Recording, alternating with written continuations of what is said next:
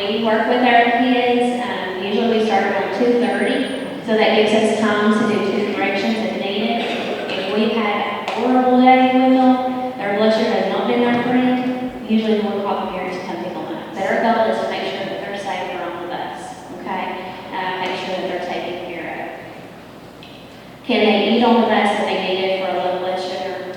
Yes, okay. Any questions on a diabetic? Diabetics some of them will have electronic devices, which is called an insulin pump. Some of them have a continuous blood sugar monitor. So, if you have a rule about having cell phones and stuff, just know that your diabetics, some of their stuff is attached to them, and it comes in a little device, okay? So just be aware of that. That becomes an issue. Any questions so far on that? Again, you're going to go over that with your school nurse. Parents provide all the emergency medicine, all of it is stored at room temperature. Is your bus all in room temperature? Okay, so your neighbor, who is your cousin, and they have an EpiPen, and they look at you and say, hey, will you just keep this EpiPen on your bus because Johnny's going to get there. Can you do that? No, don't do that. Why is that? No, all that emergency medicine, actually all medicines need to be kept at room temperature, and your bus not only is not room temperature. Okay? So, and then two, you don't want to have that responsibility. If they don't have it, you can, well, I gave it to that bus driver. You don't want that to happen. All emergency medicines is checked every 30 days at school. We talked about that. That's what it is getting, the little yellow thing, that's what that's going to look like.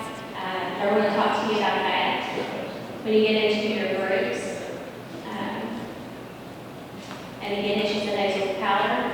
One thing that I'll tell you about nasal powders, even if it goes in the nose, you don't prime it. Okay, even if you're going to do it on your bus as emergency medicine, nothing is prime. You just stick, push, and it will release the medicine. How many of you ever had anything on the bus? Okay, well, we have health plans, hopefully, if they have an EpiPen, hopefully we've got a file or something like that showed up so we can talk to you about it. What are some of the common allergies? Bee stings, peanuts, fish. Questions? Yeah. You might have something that's allergic to latex, medications. That's another reason we don't want to do the first dose at school. So there's a medicine that will save a life if you have allergic reaction. What are some of the symptoms if you have allergic reactions? Swelling, itching, hives in the throat. Exactly. Now, if I got stung by a bee and I just got red right here, where I got stung, is that something to be really freaked out about? That's probably a normal reaction. Now, if I carry an EpiPen and say, I've got an EpiPen, I've got a little red here, probably just go ahead and call the bus driver. You're not going to do anything at that moment because, they've had a history evidently of something that has an EpiPen, but just to let everybody be aware and have that kid possible sit next to you just so that you're more aware of what's going on. But if it's localized and it's there, that's a normal reaction you would have from these things. So EpiPen, we have different devices, and we're going to go over that. I'm going to go over two. Let me just do this up here. Okay. So if you've got an EpiPen on your bus, and you have someone have an allergic reaction, what's the first thing you're going to do? You've acknowledged that there's something going on. Who are you going to call? Bus garage. You know how to do that. After you call somebody, then what are you going to do with your bus? Get it safe. Then you're going to go to that kid. They're either going to have it in their purse, their backpack, their back pocket. This is what most EpiPens look like. And you see that the top is blue, orange is the bottom. Anything that's ever orange and red, just use caution. even like the glucagon, if it's in a box, use caution because it's red and orange for a reason, right? Always blue to the sky, orange to the thigh is another way to think about it. We'll go over the administration. Can you administer it through jeans? Do you administer it in the arm? No. Where do you administer an EpiPen? In the thigh. You have an anaphylactic reaction, you have a severe allergy, you know they have an EpiPen, you're going to administer it in the thigh. With clothes on, okay?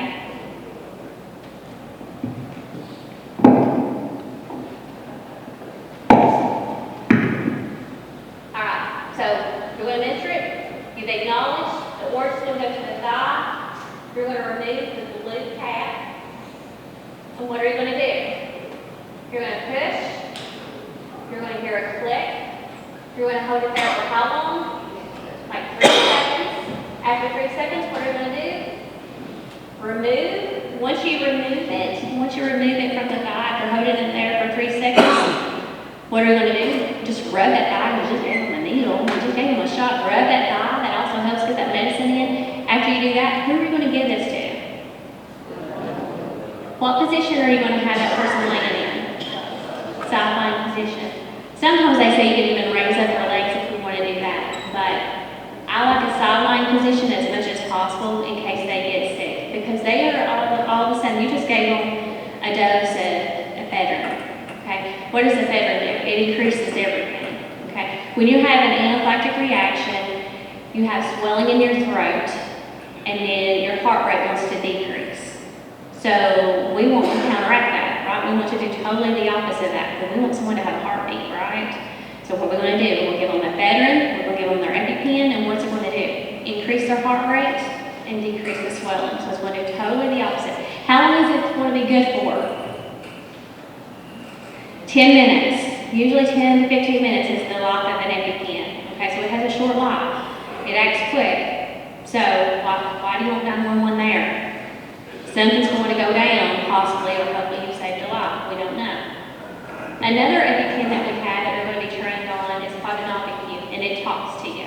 Once you take it out of its cap, this voice starts telling you, call 911. EpiPen, it's going to tell you what's it ready. It's going to tell you what to do.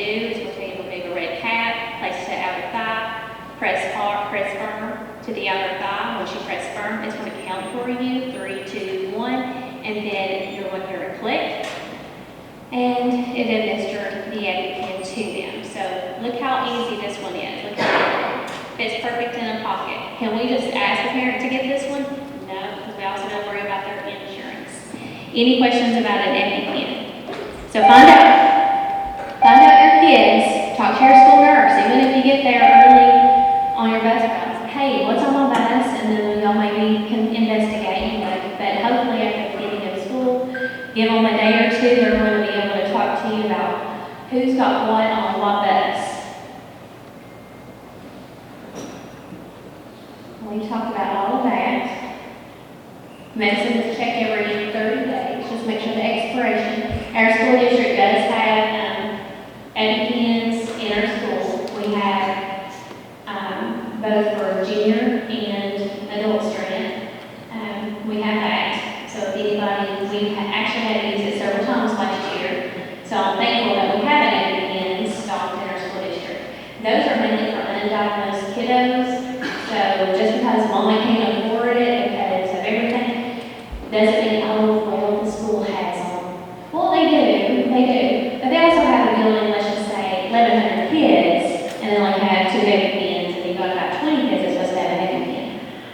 Probably not going to be the best scenario. So those stock EpiPens are for actually undiagnosed, but we're still going to save a lot if we need to. We talked about that. Any questions on that? Opicue does the same thing. It talks to you, it's much nicer. Seizures. Have you ever had a seizure student on the bus? Okay. Epilepsy is a disorder that causes students to have recurrent seizures. Seizures are caused by brief disruption in the brain electrical activity resulting in loss of consciousness, shaking, convulsing, confusion,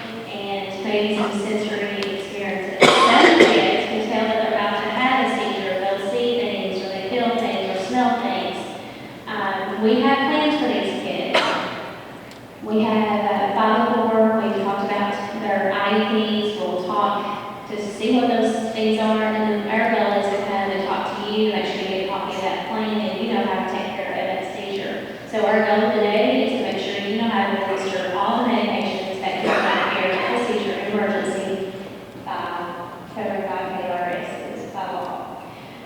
Seizures can be grand mal, which is what we've always kind of in our mind for this convulsion, the muscle rigidity.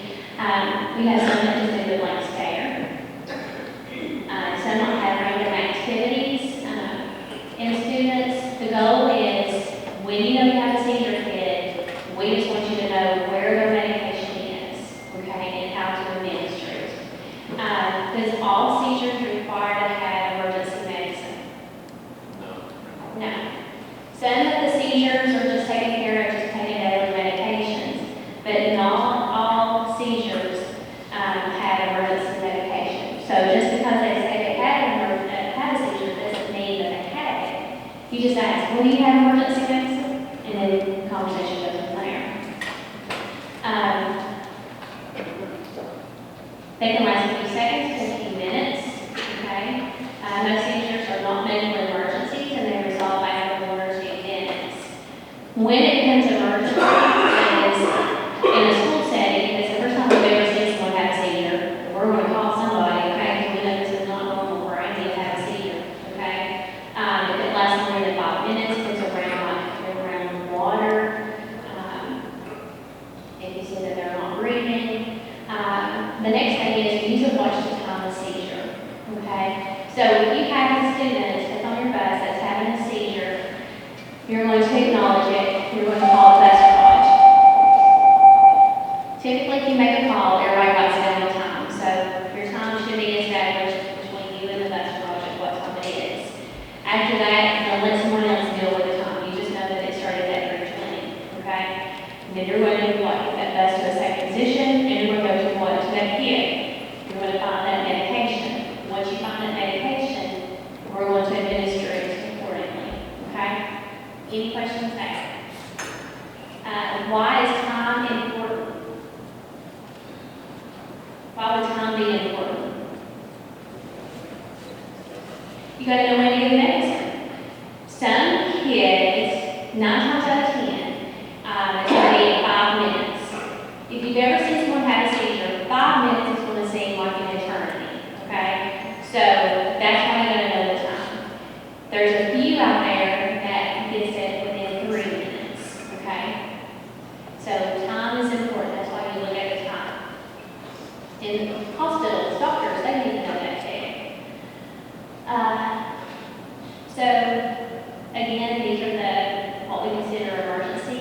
Our first time seizure, breathing difficulties, if it's in water, if they're injured or if they have diabetes, because if they have diabetes, we know they have to have their glucagon. Convulsions, seizures that last more than 5 minutes. Priorities, again, hourly patency. So which position would you want that child to be lying in if they have a seizure? Silent position. Do you put anything in their mouth? No, you don't put anything in their mouth the whole time or anything like that, okay? Do you restrain a child? No, don't ever restrain a child, period. There's a lot of stuff a lot of paperwork to go with that, so don't ever restrain a child. But if they're having a seizure and you restrain a child, you're at risk of causing more injury to another body part, okay? Like they might hurt an arm, leg, or something like that. The thing is use their backpack, use their coats, use something like that to protect their kids so they're not banging against the window or the rails that hold the seat up or whatever. Try to give them a protective environment. But the number one thing you want to try to keep their airway open and to keep it open in a unlicensed, in a non-medical facility is to have them laying in what position sideline, okay? Clear the area as much as possible so they don't get hurt. So again, use your backpacks, use your coats, use stuff like that to help protect their head. You don't put anything in their mouth. If they have necklaces or something like that, you might want to loosen, kind of make sure it's not touching around their neck. If they wear a face mask,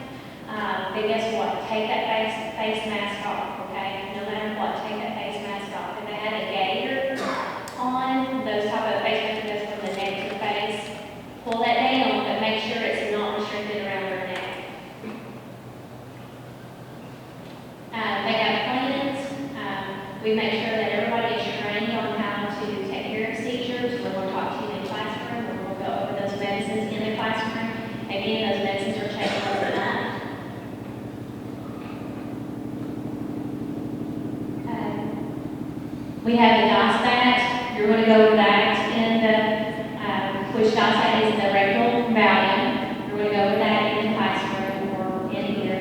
They're gonna show you how to administer that. We'll go over that. I'll probably go over more with this, and then people think, you know what, you're gonna go over this in the classroom. But DOSAT is the rectal form, to help with seizures. This is slowly going out to the wayside, okay, to another type of medicine. One thing that we recommend as nurses that we work on is if they have DOSATs in a plastic box, we want that plastic box into a Ziploc bag and just taped, okay? That kind of tells us that it's not being messed with, it's a good one, it's good to go, okay? We had some personal reasons that happened in the past, but we try to make sure it's in a Ziploc bag that has gloves and everything that you need, but it's not locked. Should any of these medicines be behind a locked cabinet? No. That's what the DOSAT looks like. It's designed not to hurt anything, and you just do everything slow and controlled to make sure that the medicine goes where it's supposed to. There's a nasal spray called Altoco, and there's another one. You're going to be just going over that. If it's a nasal spray, with nasal sprays, do you prime then? No. Where does it go? Into the nose. Once you go into the nose, what are you going to do? Push the button, and once that button is pushed, what happens? That powder goes up, and it will take about 2 minutes for it to resolve. Okay? There is 2 different kinds for ages. Again, we take care of that on the school side. Okay? We take care of that as nurses and done the paperwork and the kid and all of that. Just know if they have seizures, it's a nasal medicine, you know where to get the nasal medicine. If they have seizures and they have rectal medicine, you know how to administer the rectal medicine. And you'll go with that in your groups. Again, that's why it's set up for unlicensed people, is so it's easy for you all, for anybody. Everything also has a step-by-step on the medicine, so you can even read it. You go, oh my goodness, I have a sentence made. I need to review this. It's on there. Again, that just talks about the important safety information. Just the big thing is that Altoco, it is a nasal. All you got to worry about is knowing how to administer nasal medication.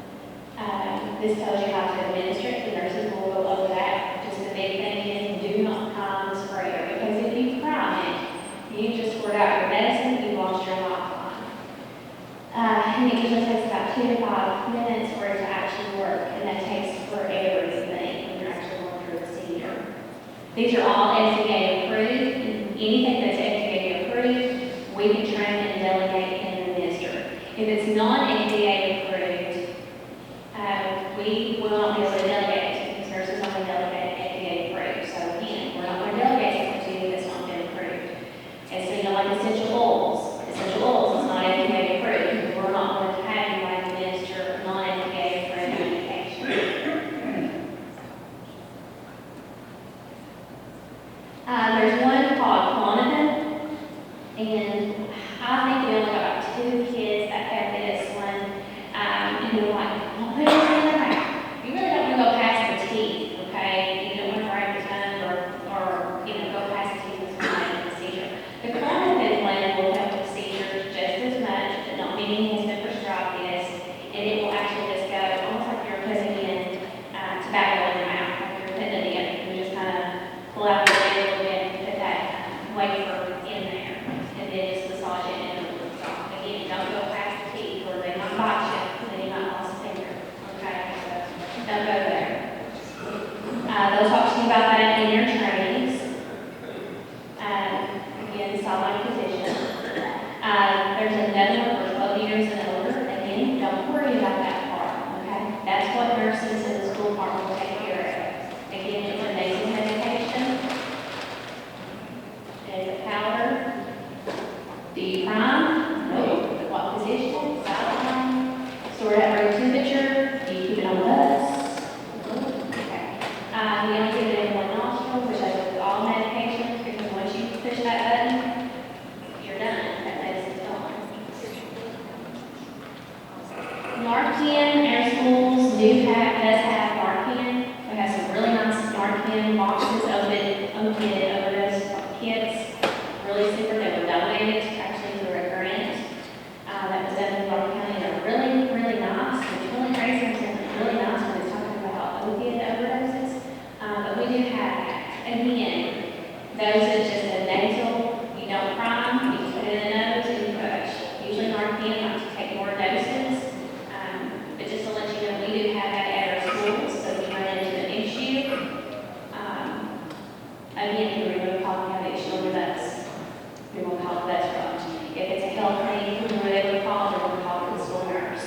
If you're sitting out waiting for your bus to start, bus at 2:30 at school, and you have questions, who are you going to talk to? If you have questions, you're going to talk to your school nurse. Okay. This just talks a little bit about opiates, what's considered opiates. Again, that's just some information that needs to be out there. Narcan, once it's administered, it doesn't matter. If you gave it to me, it's not going to do anything to me. If you gave it to someone that was having a low blood sugar issue and he wasn't sure to do Narcan, it's not going to hurt them. Okay? Narcan is set up to be given to if you are suspecting an opiate drug overdose. It's only going to fix that. Okay? So if someone says, I can't believe you gave him Narcan. They don't do drugs. But guess what, Mama? When I gave it to them, it worked. So you know what that means? They did. They did. And I hate to tell you that, but that's the only way that medicine is going to work. It's not going to hurt any of us unless we're having an overdose, and then it's going to save us. Okay? One of the take-homes on it, if you have any family issues or anything like that, all you have to do is talk to your family doctor. Again, that's privacy. They will write you a prescription. You can get your Narcan to have at home. Okay? So just a little take on there.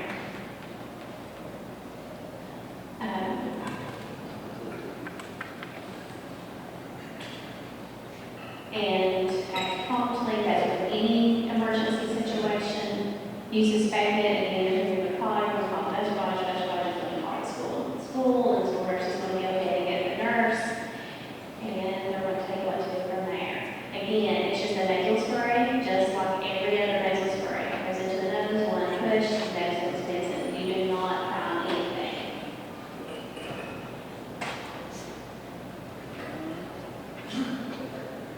And then who are you going to give it to? We'll give it to 911. You're going to have a silent position. You're going to wait about 2 or 3 minutes. They're probably very combative. If you see any illegal medications or anything that you're not sure of, you're going to give it to the school so they can seize it. And then we'll go to the nearest hospital. All right. So, quick take home. There's laws out there. We went over all the things that you need to know on transportation. Who can delegate to you? Nurses. Can Mama and Papa delegate to you? No. If medicine's in the Ziploc bag, just hanging out, just tell them I'll take the kids. You can go ahead and get home at school and get that medicine that's brought on the bus. What does it need to be in? Sealed envelope. We're going to try to take care of that on the first day of school by having parents to go ahead and bring that. But we can't, that's a textbook situation.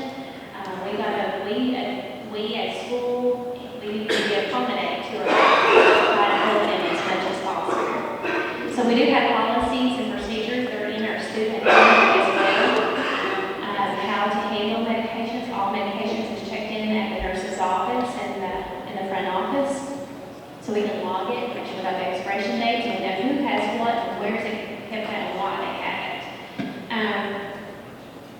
We have only RNs who's able to delegate to you. We have consent forms for everything. There's a form for everything in life. We have doctor signatures.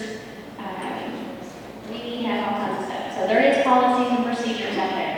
And there's a good Samaritan out there because you are being trained, you're doing as you've been delegated, and you're going to take care of these kids as you've been trained. A lot of friends with Grey's Anatomy, okay? We've got ways to store medicines, we've got ways to dispose medicines, all of that. Our goal for a bus driver is to know how to get the kids to school with